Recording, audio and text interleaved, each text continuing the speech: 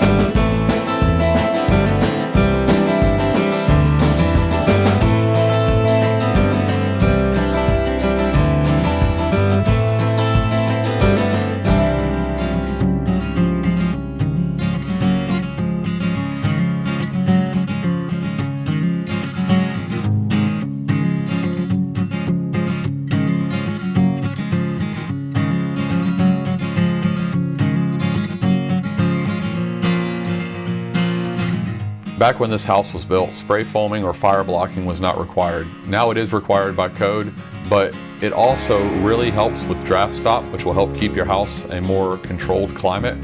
Additionally, it helps keep bugs or rodents out depending on the size of the hole you have. It's a great way to really seal up your house and make it much more energy efficient.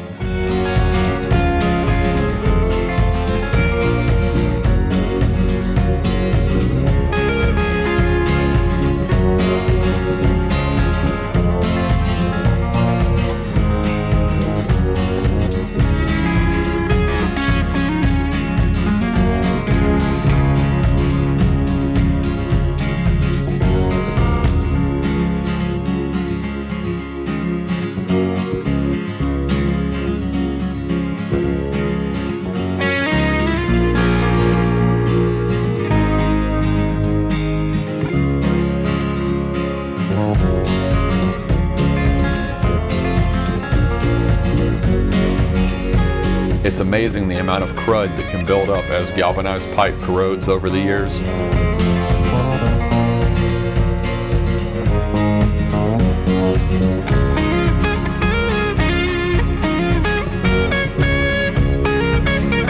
We replace these galvanized pipes with stainless steel, and this should provide many years of worry-free service.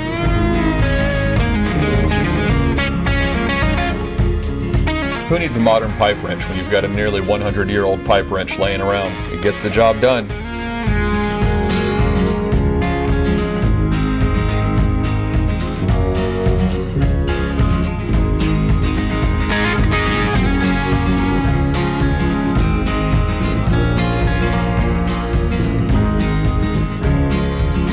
At this point in your cabinet installation, it's worth the extra time and really crucial to make sure that everything is square, flush, and plumb.